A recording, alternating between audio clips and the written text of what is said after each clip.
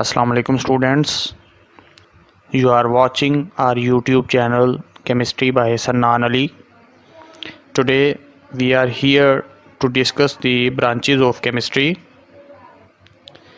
So let's start. Students, chemistry का जो subject है वो चूँकि रफ्ता रफ्ता बहुत वाइड होता गया, उसके अंदर रिसर्चेज ऐड होती गई, तो उसे एक ही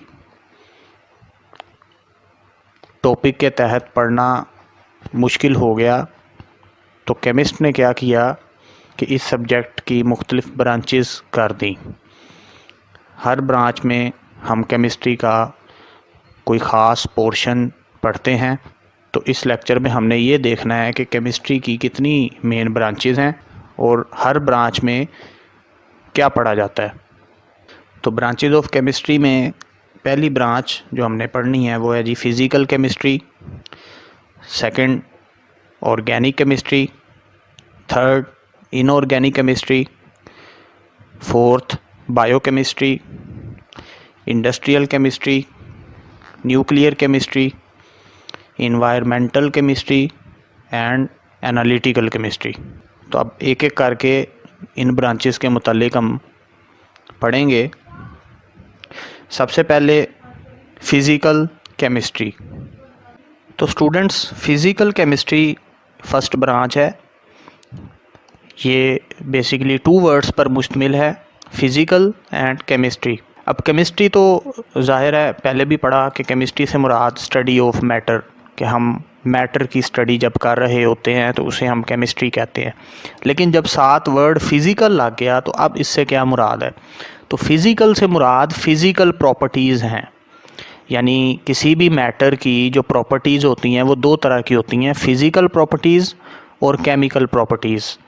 फ़िज़िकल प्रॉपर्टीज़ ऐसी प्रॉपर्टीज़ होती हैं कि जिनको मेजर किया जा सकता है, like temperature, freezing point, melting point, colour, density, smell, taste. ये सारी जो प्रॉपर्टीज़ हैं ये फ़िज़िकल प्रॉपर्टीज़ कहलाती हैं। तो जब हम किसी मैटर की फ़िज़िकल प्रॉपर्टीज़ को स्टडी कर रहे होते हैं तो उसे हम फ़िज़िकल केमिस्ट्री कहते हैं। अब यहाँ ये बात याद रखी जाए कि फ़िज़िकल प्रॉपर्टीज़ को बयान जो किया जाता है वो हमेशा फ़िज़िक्स या मैथ्स के रूल्स को या प्रिंसिपल्स को यूज़ करके किया जाता है। तो हम यूँ भी कह सकते हैं कि जब हम किसी मैटर की स्टडी करें, किसके ज़रिए से? फ़िज़िक्स और मैथ्स के रूल को यूज़ करके जब हम मैटर की स्टडी कर रहे होते हैं तो उसे हम फ़िज़िकल केमिस्ट्री कहते हैं। या अगर हम यूँ कहें कि अगर हम फ़िज़िक्स या मैथ्स की टेक्निक्स को अप्लाई करके किसी केमिकल सिस्टम की स्टडी कर रहे होते हैं या जब किसी मैटर की स्टडी कर रहे होते हैं तो उसे हम क्या कहते हैं जी? फ़िज़िकल केमिस्ट्री कहते हैं। फॉर एग्ज़ाम्पल हम मसलन ये कहते हैं कि फ़र्ज़ करें वाटर है, तो वो जब सॉलिड स्टेट से मेल्ट होता है लिक्विड स्टेट में या जब लिक्विड स्टेट से गैसियस स्टेट में जाता है तो उस दौरान उसके टेम्परेचर में क्या क्या चेंजिंग्स आती हैं, कितना टेम्परेचर चेंज होता है, या उसके अंदर जो हीट है, हीट का कितना डिफरेंस उसके अंदर पैदा होता है, हीट का क्या डिफरेंस आता है उसके अंदर। ये सारी जो कैलकुलेशंस वगैरह अगर हम करें, इसका हिसाब किताब करें, तो ये सारी फ़िज़िकल केमिस्ट्री कहलाती है। चुनांचे डेफिनेशन जो है वो पढ़ देता हूँ बुक की, जो है टेक्स्ट बुक की। Physical chemistry is defined as the branch of chemistry that deals with the relationship between the composition. अब यहाँ कंपोजिशन से मुराद केमिस्ट्री का जो वर्ड लिखा है हमने, and physical properties. Physical properties आ जाती हैं फ़िज़िकल के वर्ड में, तो यानी कंपोजिशन कह लें और फ़िज़िकल प्रॉपर्टीज़ कह लें, या आप यूँ कह लें फ़िज़िक्स मैथ्स कह लें और केमिस्ट्री कह लें। यानी इन दोनों चीज़ों की जब हम स्टडी इकट्ठी कर रहे होते हैं तो उसे हम क्या कहते हैं जी? फ़िज़िकल केमिस्ट्री कहते हैं।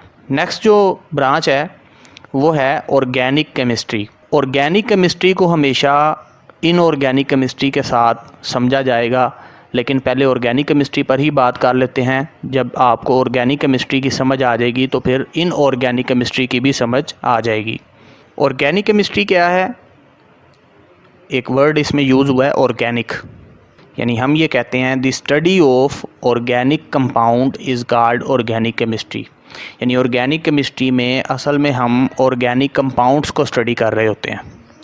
ऑर्गेनिक कंपाउंड्स क्या हैं? कंपाउंड बेसिकली 2 टाइप्स के होते हैं, organic compounds and inorganic compounds. इन दोनों कंपाउंड्स में क्या डिफरेंस है? डिफरेंस ये है कि जो ऑर्गेनिक कंपाउंड्स होते हैं उनमें बैक वक्त 2 एलिमेंट्स लाजमी मौजूद होते हैं, यानी कार्बन और हाइड्रोजन। यानी ऐसे कंपाउंड्स जिनमें कार्बन और हाइड्रोजन एलिमेंट को एग्जिस्ट करें, इकट्ठे मौजूद हों, ऐसे कंपाउंड्स को हम ऑर्गेनिक कंपाउंड्स कहते हैं।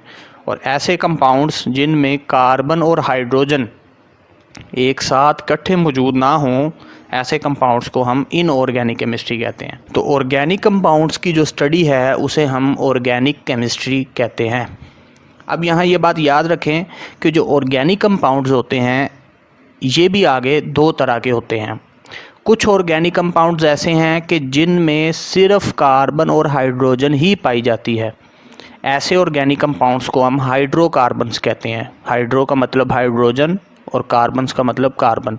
यानी ऐसे ऑर्गेनिक कंपाउंड्स जिनमें प्योरली हाइड्रोजन एंड कार्बन ही सिर्फ पाई जाती है, उन्हें हम हाइड्रोकार्बन्स कहते हैं। जबकि कुछ कंपाउंड्स ऐसे होते हैं कि जिनमें कार्बन और हाइड्रोजन के अलावा भी एलिमेंट्स मौजूद होते हैं। ऐसे कंपाउंड्स को हम हाइड्रोकार्बन्स के डेरिवेटिव्स कहते हैं। डेरिवेटिव का मतलब होता है माखूज, जो बनाए गए हैं। यानी ये ऐसे कंपाउंड्स होते हैं कि जो हाइड्रोकार्बन से ही बनाए जाते हैं। तो दोनों तरह के कंपाउंड्स को हम ऑर्गेनिक कंपाउंड्स कहते हैं। यानी ऑर्गेनिक कंपाउंड्स में 2 तरह के फर्दर कंपाउंड्स आ जाते हैं। Number 1 hydrocarbon and number 2 derivatives of hydrocarbon. तो इन दोनों तरह के कंपाउंड्स की स्टडी को हम ऑर्गेनिक केमिस्ट्री कहते हैं। जबकि ऐसे कंपाउंड्स के जिनमें कार्बन और हाइड्रोजन मौजूद नहीं होती, ऐसे कंपाउंड्स को हम इनऑर्गेनिक कंपाउंड्स कहते हैं। और इनऑर्गेनिक कंपाउंड्स की स्टडीज़ को हम इनऑर्गेनिक केमिस्ट्री कहते हैं। नीचे मैंने कुछ एग्जांपल्स दिए हैं, 4 कंपाउंड्स आपके सामने रखे हैं जिससे ये कॉन्सेप्ट क्लियर होगा आपका। फॉर एग्ज़ाम्पल फर्स्ट जो कंपाउंड है वो है जी CH4। ये एक गैस है जिसे मीथेन गैस कहते हैं। सेकंड जो कंपाउंड है CH3COOH, इसे हम एसिटिक एसिड कहते हैं। थर्ड कंपाउंड CO2, जिसे हम कार्बन डाइऑक्साइड गैस कहते हैं। And fourth compound is H2O, जिसे हम वाटर कहते हैं। अब अगर आप फर्स्ट कंपाउंड पर गौर करें तो उसके अंदर कार्बन भी मौजूद है और हाइड्रोजन भी मौजूद है। तो बस ये जो कंपाउंड है ये एक ऑर्गेनिक कंपाउंड है, क्योंकि ये ऊपर वाली कंडीशन पर पूरा उतर रहा है। तो जब हम इसकी स्टडी कर रहे होंगे तो हम क्या कहेंगे कि हम क्या स्टडी कर रहे हैं? हम ऑर्गेनिक केमिस्ट्री स्टडी कर रहे हैं। नेक्स्ट देखें जी CH3COOH। ये जो कंपाउंड है इसमें भी कार्बन और हाइड्रोजन मौजूद है, लिहाजा ये भी एक क्या है? ऑर्गेनिक कंपाउंड है। लेकिन याद रखें कि इसमें चूँकि कार्बन और हाइड्रोजन के अलावा भी एलिमेंट्स मौजूद हैं, इसलिए ये डेरिवेटिव्स में आएगा। जबकि जो पीछे वाला कंपाउंड था CH4 वो हाइड्रोकार्बन में आएगा। तो CH3COOH भी एक ऑर्गेनिक कंपाउंड है, इसलिए इसकी स्टडी भी ऑर्गेनिक केमिस्ट्री कहलाएगी। अब नेक्स्ट आ जाइए जी CO2। CO2 जो है इसमें कार्बन तो मौजूद है लेकिन हाइड्रोजन मौजूद नहीं है। तो इसका मतलब है कि ये उस कंडीशन पर पूरा नहीं उतर रहा, ये एक इनऑर्गेनिक कंपाउंड है। इसी तरह जो H2O है उसमें हाइड्रोजन है लेकिन कार्बन नहीं है, इसलिए ये भी एक इनऑर्गेनिक कंपाउंड है। तो फर्स्ट वाले 2 जो हैं वो ऑर्गेनिक कंपाउंड्स हैं एंड सेकंड 2 जो हैं वो इनऑर्गेनिक कंपाउंड्स हैं। तो ऑर्गेनिक कंपाउंड्स की स्टडी ऑर्गेनिक केमिस्ट्री कहलाती है और इनऑर्गेनिक कंपाउंड्स की स्टडी इनऑर्गेनिक केमिस्ट्री कहलाती है। एक शॉर्ट क्वेश्चन बन सकता है कि स्कोप क्या है ऑर्गेनिक केमिस्ट्री का? तो स्कोप ये है कि इसका जो स्कोप है वो पेट्रोलियम में है, पेट्रोकेमिकल प्रोडक्ट्स में है और फार्मास्यूटिकल इंडस्ट्रीज़ में है। पेट्रोलियम के ऊपर बात हो गई थी फर्स्ट लेक्चर के अंदर, पेट्रोकेमिकल प्रोडक्ट्स पर भी बात हो गई थी। फार्मास्यूटिकल इंडस्ट्रीज़ जो हैं वो ऐसी इंडस्ट्रीज़ होती हैं कि जिनमें मेडिसिन्स को बनाया जाता है सिंथेसिस की जाती है, ऐसी इंडस्ट्रीज़ में भी ऑर्गेनिक कंपाउंड्स या ऑर्गेनिक केमिस्ट्री जो है वो उसका स्कोप मौजूद है, उसका यूज़ होता है। तो नेक्स्ट जो हमारी ब्रांच है वो है जी इनऑर्गेनिक केमिस्ट्री। जैसा कि एक्सप्लेन हो चुका पहले कि ऑर्गेनिक कंपाउंड्स की स्टडी ऑर्गेनिक केमिस्ट्री कहलाएगी और इनऑर्गेनिक कंपाउंड्स की स्टडी इनऑर्गेनिक केमिस्ट्री कहलाएगी। तो इनऑर्गेनिक कंपाउंड्स कौन से होंगे, यानी जो ऑर्गेनिक कंपाउंड्स हैं उनके अलावा जितने भी कंपाउंड्स हैं वो क्या होंगे, इनऑर्गेनिक कंपाउंड्स होंगे। तो इसकी डेफिनेशन पढ़ लेते हैं। Inorganic chemistry deals with the study of all elements and their compounds except those of compounds of carbon and hydrogen, यानी कि हाइड्रोकार्बन्स एंड देयर डेरिवेटिव्स, यानी हाइड्रोकार्बन्स और उनके डेरिवेटिव्स के अलावा सारे कंपाउंड्स और एलिमेंट की स्टडी इनऑर्गेनिक केमिस्ट्री कहलाएगी। इसमें हमेशा एक शॉर्टकट कह लें या एक फार्मूला माइंड में आप रख लें कि कौन कौन से कंपाउंड्स इनऑर्गेनिक केमिस्ट्री में आ जाते हैं या इनऑर्गेनिक कंपाउंड्स में आ जाते हैं। तो स्टूडेंट्स मेजर जो आपको अगर मैं लिस्ट बताऊं तो तकरीबन सारे एसिड्स, सारे बेसिस, इसी तरह जो साल्ट्स हैं उनकी एक लंबी लिस्ट, ये सारे के सारे जो हैं ये किस में आ जाते हैं, ये इनऑर्गेनिक केमिस्ट्री में आ जाते हैं। इसकी एप्लीकेशंस भी उसने बयान की हैं। It has applications in every aspect of chemical industries such as glass, cement, ceramics and metallurgy. ये सारी इसकी एप्लीकेशंस हैं इनऑर्गेनिक केमिस्ट्री की। यहाँ एक वर्ड यूज़ हुआ है मेटलर्जी। तो मेटलर्जी क्या होती है, एक्सट्रैक्शन ऑफ मेटल फ्रॉम ओर से मेटल को अलग करने का जो अमल है उसे मेटलर्जी कहते हैं।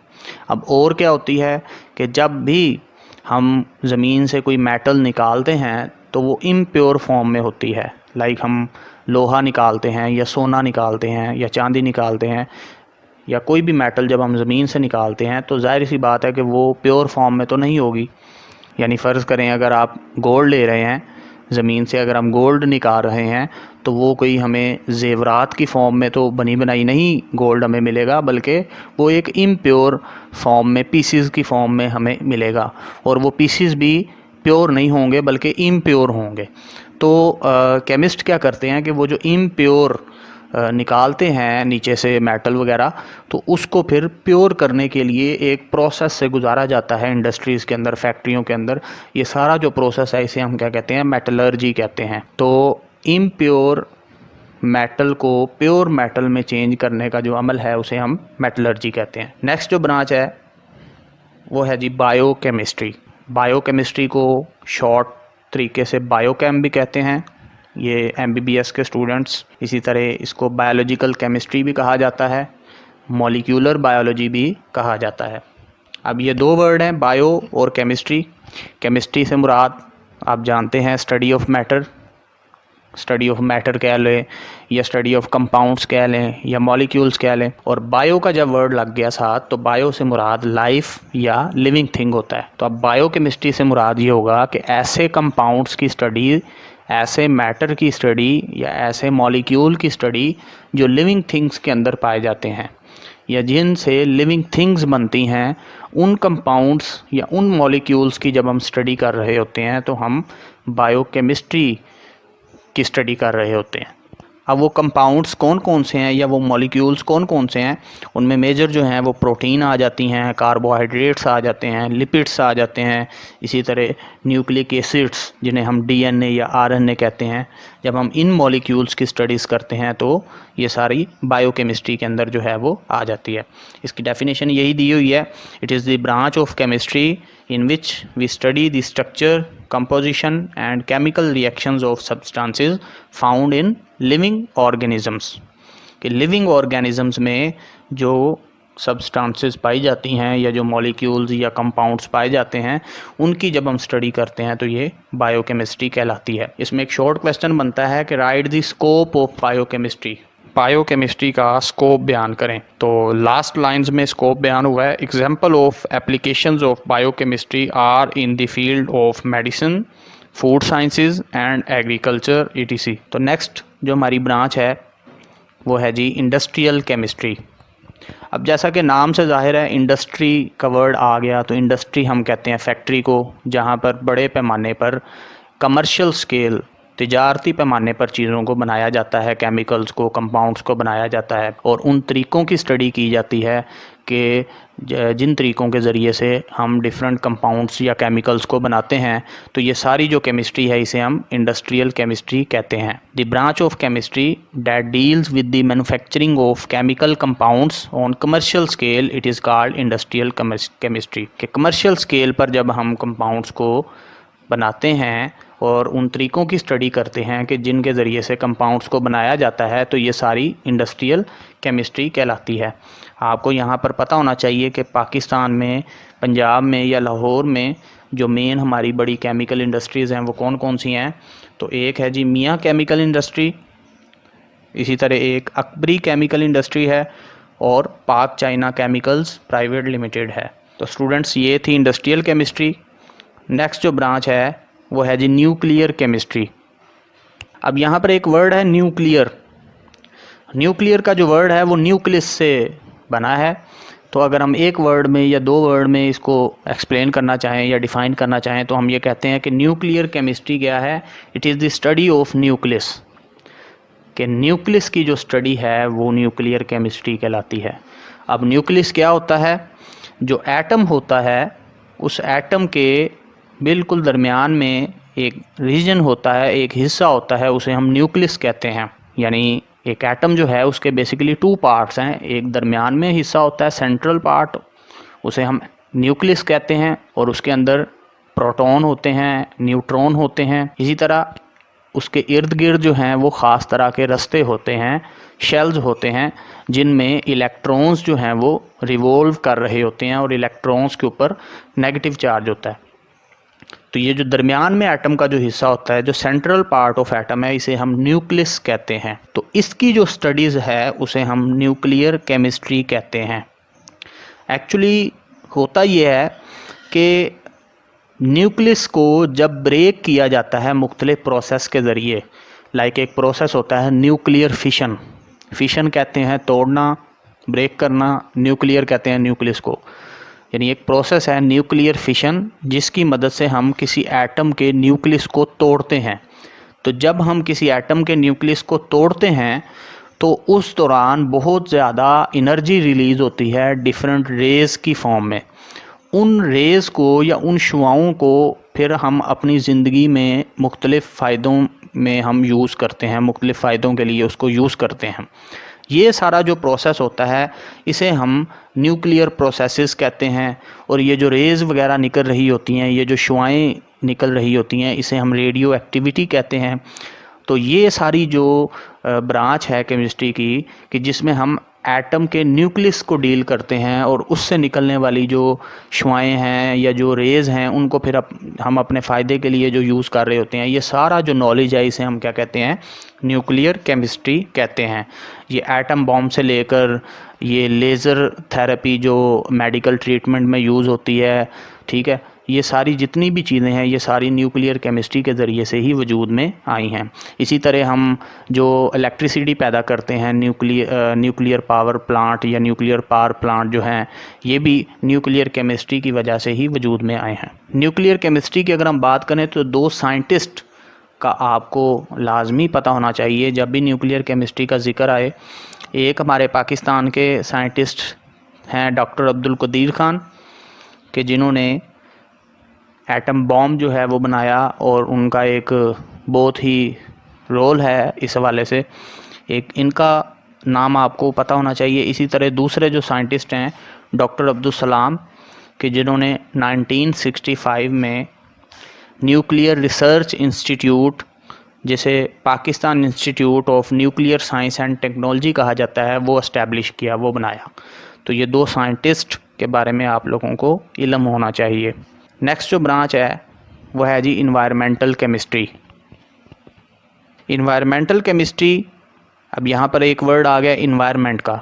इसका मतलब ये हुआ कि इन्वायरमेंट की जो केमिस्ट्री है या इन्वायरमेंट में जो कंपाउंड्स वगैरह पाए जाते हैं, जब हम उनकी स्टडीज़ करते हैं तो उसे हम क्या कहते हैं, इन्वायरमेंटल केमिस्ट्री कहते हैं। इन्वायरमेंट क्या होता है कि कोई भी जानदार या कोई भी लिविंग थिंग जिस जगह पर रह रही होती है उसके इर्द गिर्द का जो सराउंडिंग होती है, इर्द गिर्द का जो माहौल या इलाका होता है, वो उसका इन्वायरमेंट कहलाता है। तो इन्वायरमेंट के अंदर जो केमिकल या बायोकेमिकल प्रोसेसेस हो रहे होते हैं, फिनोमेना हो रहे होते हैं, उनकी स्टडीज़ को इन्वायरमेंटल केमिस्ट्री कहते हैं। या आप यूँ कह लें कि इन्वायरमेंट के अंदर जो कंपाउंड्स जिस जिस क्वांटिटी में पाए जाते हैं और उनका क्या रोल है इन्वायरमेंट बनाने में, इन सारी चीज़ों की स्टडीज़ को हम इन्वायरमेंटल केमिस्ट्री कहते हैं। इसमें ये भी पढ़ा जाता है कि इंसान का इन्वायरमेंट के ऊपर क्या रोल है, यानी इंसान इन्वायरमेंट के ऊपर कौन से पॉजिटिव इफ़ेक्ट्स डाल रहा है या कौन से नेगेटिव इम्पैक्ट्स डाल रहा है। इसी तरह इन्वायरमेंट जो है वो लिविंग थिंग्स को किस तरीके से सपोर्ट कर रहा है। ये सारी चीज़ों को जब हम पढ़ते हैं तो ये इन्वायरमेंटल केमिस्ट्री के अंदर आ जाती हैं। जूनियर क्लासेस में आप कुछ टर्म से वाकिफ़ से, like green house effect, global warming, ozone depletion, acid rains, तो ये सब क्या हैं, ये वही एडवर्स इफ़ेक्ट हैं ह्यूमन एक्टिविटीज़ के जो कि इन्वायरमेंट के ऊपर पड़े हैं। यानी इंसान ने जो इन्वायरमेंट के ऊपर बैड इफ़ेक्ट्स डाले हैं, जो नुकसान किया है इन्वायरमेंट का, ये सब वही प्रोसेसेस हैं। तो ये सारी चीज़ें जो हैं इन्वायरमेंटल केमिस्ट्री के अंदर पढ़ी जाती हैं। इसी तरह यहाँ पर मैंने मेंशन किया है कि जो इन्वायरमेंट होता है उसके कंपोनेंट्स कितनी तरह के हैं, यानी उसके जो हिस्से हैं वो कितनी तरह के हैं। तो ये कोई भी इन्वायरमेंट जो होता है उसके दो हिस्से होते हैं, बायोटिक कंपोनेंट और एबायोटिक कंपोनेंट। बायोटिक कहते हैं लिविंग कंपोनेंट के माहौल का जो लिविंग हिस्सा होता है, जो जानदार हिस्सा होता है, जैसे कि एनिमल्स आ जाते हैं उसमें, प्लांट्स आ जाते हैं, बैक्टीरिया आ जाता है, फंजाई आ जाता है, ये सारी जो मखलूक़ात हैं, ये सारा जो हिस्सा है ये बायोटिक कंपोनेंट कहलाता है इन्वायरमेंट का। इसी तरह जो किसी भी इन्वायरमेंट का जो एबायोटिक कंपोनेंट होता है वो क्या होता है, मट्टी, पानी, हवा, नमी, ठीक है, मिनरल्स, पीएच, ये सारी जो चीज़ें हैं ये एबायोटिक कंपोनेंट्स में आ जाती हैं। तो इन सारी चीज़ों की जो स्टडी है इन्वायरमेंट से मुतल्लिक, ये सारी इन्वायरमेंटल केमिस्ट्री कहलाती है। नेक्स्ट जो ब्रांच है हमारी वो है जी एनालिटिकल केमिस्ट्री। यहाँ पर एक वर्ड यूज़ हुआ है एनालिटिकल। ये वर्ड एनालिसिस से बना है। एनालिसिस कहते हैं तज्ज़िया करना, हिसाब किताब लगाना।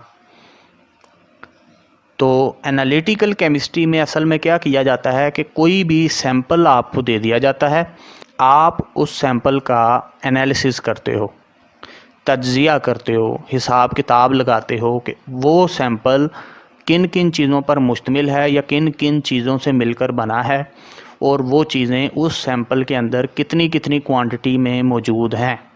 ये सारा जो एनालिसिस किया जाता है ये सारा एनालिटिकल केमिस्ट्री कहलाता है। आपने ड्रामा देखा है CID, उसमें एक डॉक्टर साहब होते हैं लैब के अंदर, जिनकी मैंने पिक शो की है यहाँ पर, मुझे नाम उनका भूल रहा है। तो ये जो डॉक्टर साहब थे ये असल में फोरेंसिक डॉक्टर थे। तो इनका काम भी यही था, एनालिटिकल केमिस्ट्री से मुतल्लिक ही था। यानी कोई भी सैंपल जब इनको दे दिया जाता था तो वो उसमें से चेक करके बता देते थे कि मसलन ये ब्लड किसका है, ये इस डेड बॉडी का है या नहीं है, या मसलन ये फिंगरप्रिंट्स किसके हैं। तो ये सारी जो चीज़ें हैं ये एनालिटिकल केमिस्ट्री से ताल्लुक़ ही रखती हैं। अब यहाँ पर एक वर्ड जो मैंने यूज़ किया, एनालिसिस, तज्ज़िया करना। तो हमेशा बात याद रखें कि जो एनालिसिस होता है, जब आप किसी चीज़ का एनालिसिस कर रहे होते हो तो ये एनालिसिस भी दो तरह का होता है। एक क्वालिटेटिव एनालिसिस होता है और एक क्वांटिटेटिव एनालिसिस होता है। क्वालिटेटिव एनालिसिस और क्वांटिटेटिव एनालिसिस में क्या फ़र्क है वो मैंने एक एग्जांपल से आपको यहाँ पर शो किया है। फॉर एग्ज़ाम्पल, आप अपनी छोटी बहन या छोटे भाई के साथ खड़े हो जाएं और अगर कोई पर्सन आपकी हाइट्स का एनालिसिस करे या जायज़ा ले, तो वो दो तरह से कर सकता है। या तो वो सिंपल ये बताएगा कि आपकी हाइट बड़ी है या लंबी है, उसकी हाइट छोटी है। ये जो एनालिसिस है इसे हम कहते हैं क्वालिटेटिव एनालिसिस। और अगर वो ये बताए कि आपकी हाइट इतनी है और आपकी सिस्टर की या आपके छोटे भाई की हाइट इतनी है, यानी साथ क्वांटिटी भी बता दे, तो इस एनालिसिस को हम कहेंगे क्वांटिटेटिव एनालिसिस। तो दो तरह के एनालिसिस होते हैं, क्वालिटेटिव और क्वांटिटेटिव एनालिसिस। हमेशा बात याद रखें कि जो क्वांटिटेटिव एनालिसिस हैं उनको क्वालिटेटिव एनालिसिस की निस्बत ज़्यादा बेहतर, एक्यूरेट या प्रिसाइज समझा जाता है। उसकी वजह आपके सामने है कि जो क्वांटिटेटिव एनालिसिस होते हैं वो ज़्यादा इंफॉर्मेशन अपने अंदर रखते हैं, उनसे ज़्यादा इंफॉर्मेशन जो है वो मिल जाती है रिसर्च के दौरान। तो दो तरह के एनालिसिस जो हैं वो किए जा सकते हैं किसी भी सैंपल के। ये सारा काम जो है ये एनालिटिकल केमिस्ट्री कहलाता है। तो स्टूडेंट्स, ये थी केमिस्ट्री की कुछ मेजर ब्रांचेस का तारुफ। आई होप कि आपको लेक्चर जो है वो समझ आया होगा, अच्छे तरीके से आप इसको प्रिपेयर करेंगे। नेक्स्ट टॉपिक के साथ दोबारा हाजिर होऊंगा, तब तक के लिए अल्लाह हाफिज़।